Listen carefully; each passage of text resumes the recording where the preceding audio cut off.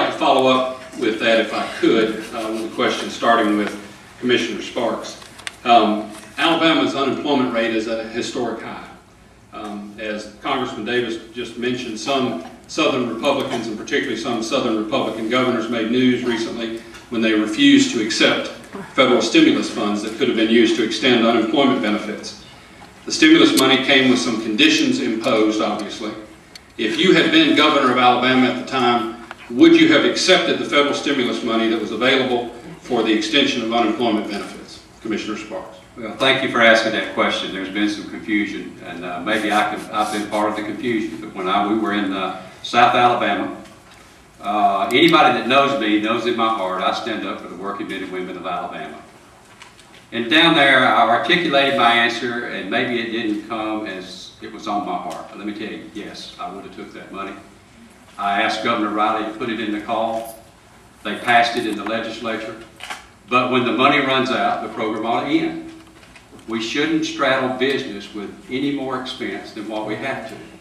So yes, I would have took the money, but when it runs out, the program should be over. Congressman Davis.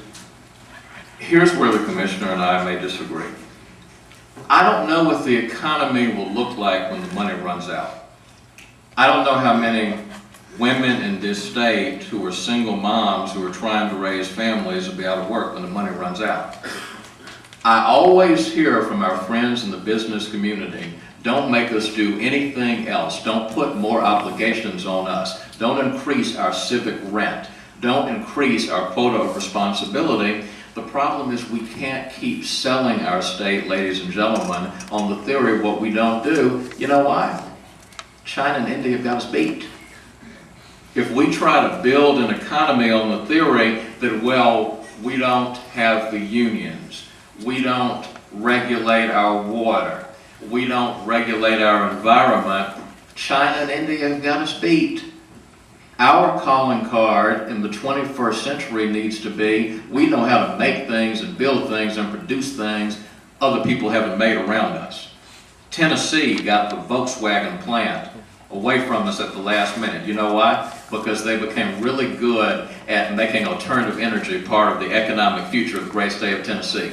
Governor of Tennessee gave a speech a few weeks ago and he said, here's how we did it. We said to the Germans, we're going to commit to having a cabinet level department that deals with alternative energy, that realizes that we can't just keep putting fossil fuels in our cars. And the Germans said, that sounds real good because we know you Americans are about to change your federal carbon emissions policies.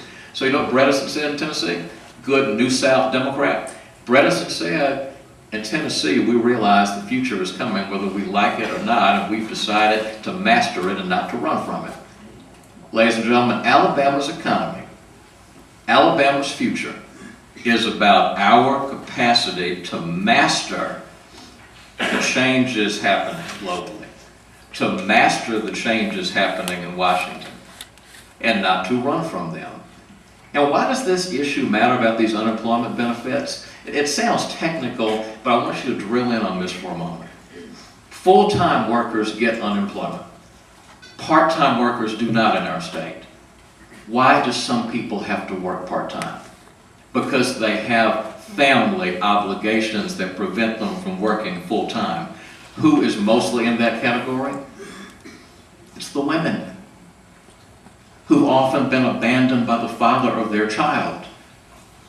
Those extra few months of unemployment benefits become their lifeline. What was it Dante once said? Governments do err and rulers do make mistakes, but I would rather have the occasional errors with government acting and the humane spirit of decency and charity than the consistent omissions with government frozen in the ice of its own indifference. I'm not on the indifferent side. I've been consistent about my position on this issue, and will be as your governor.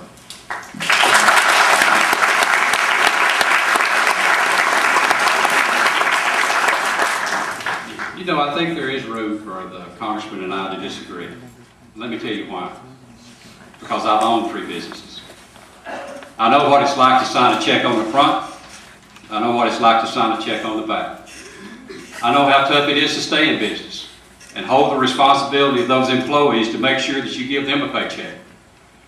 My position is very clear, is that I don't want to put any undue burdens on businesses in Alabama. Certainly, we ought to take care of those who are unemployed. But we also don't need to run our businesses out either. I've been a businessman, and I know how hard it is to be a businessman.